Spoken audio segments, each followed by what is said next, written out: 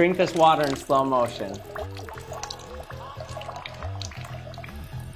Now it's completely frozen. So what we just saw here appeared to be water that was able to reverse entropy, reverse its own arrow of time to move backwards through time, while I was still moving forward through time regularly. So with a frame rate of 30 frames per second, so all my speaker's doing here is vibrating this water coming out, and I can match the frequency of that vibration to my frame rate so that at every frame I'm catching the water at the same spot. And to make the water go in slow motion, I just go a little bit above 30 hertz. And to make it go in reverse, I just go a little bit below 30 hertz. So it's not quite catching the water in the same spot each time. So if I don't quite match the frame rate, then each additional frame is going to be a little bit off the previous one. So you can actually get it to appear like it's moving in slow motion.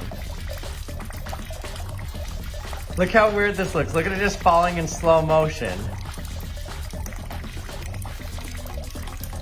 The drop, look at that one just falling through the air. So slow, but I can touch it. 3, 2, 1. So now it's moving in reverse motion while I'm still moving in regular motion. That is weird.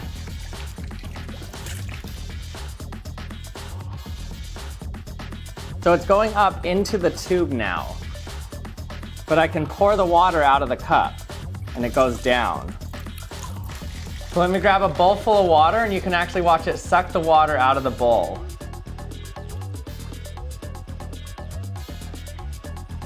So weird.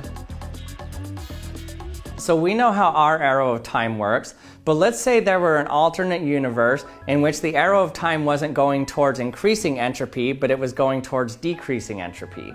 Well, it would mean that you start out dead, and then you become alive, you get younger and younger and younger, and eventually you get born. So your past is when you're older, and your future is when you're younger. But here's the thing, in that alternate universe that has a reverse arrow of time, they would be looking at our universe and they'd say, whoa, those people have a reverse arrow of time. It's really weird. They are born young and they die old. So for each of these alternate universes, both of them would be seeing the other one as completely foreign and not knowing how anything could function with the arrow of time reversed. So what would happen if both of these universes were to interact? Well, surprisingly, nothing would appear any different. That's because as soon as you get reversed, now everything that was in the past is now your future, and everything in the future is now your past. So that means that you would instantly remember everything in your future, and then everything in your past you wouldn't know anything about. But not only that, everything biologically would function different as well, meaning you'd breathe backwards, you'd walk backwards, everything would function exactly backwards, you'd even think backwards. And so that means that literally everything is happening backwards for you, and so there'd be no way of knowing that you're even going backwards. So it's not like you could go through the machine and change anything in your past, because the past is unknown to you now. You don't know anything about it. You have to go backwards through time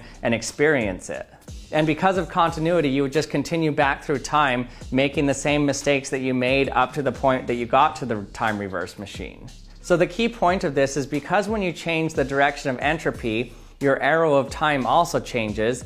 It means that no matter what, you would always feel like everything's exactly normal. And everyone around you interacting with you would feel like everything's happening exactly normal. So what does this mean for my experiment? Well, it means that I didn't actually reverse the arrow of time for my water here. What I did is just vibrate some water coming out of the tube and match that to the frame rate of my camera. Entropy is most often described as disorder, but that's kind of a bad description of entropy. That's not what entropy is at all. And the reason it's not is because disorder is just based on somebody defining what order is. For example, let's say I have this deck of cards here. You can see that these are very ordered. But that's just because usually when you play cards, you want all the cards face the right direction so you can see them. So there's some predefined reason why you say something is ordered. Most people would say that this stack of cards has low entropy, but when I do this, it has high entropy. Oh man. So you can see all my cards spread around my garage here. So some people would say that this is now disordered. But who's to say that this is disordered? To me, I could actually say I wanted each of these cards exactly stacked this way. I wanted a queen right there, 2 cards facing exactly like that, some right there. Oh yeah, and the joker exactly right there. Perfect. So if I define order in a different way, who's to say these aren't more ordered?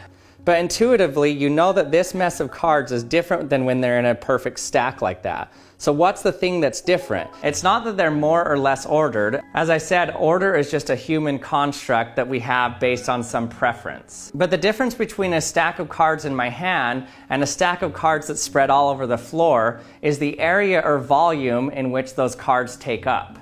What I mean is that when they're in my hand like this, there's a lower amount of possible positions they could be in to fit into this small of volume. So when you throw the cards in the air, there's a lot more ways in which that can happen. The 2 could have landed right here, and it could have landed like this, or like this, and like this, and like this, or like this, or like this. And the joker could have landed on top of it, or like this. So the definition of entropy is not disorder, but it's the number of ways in which something can happen. So when there are a lot of ways in which something can happen, we say that it has higher entropy. And when there are less ways in which something can happen, we say it has lower entropy. So whenever you increase a volume of something, there are more states that those particles that are within that volume can be in.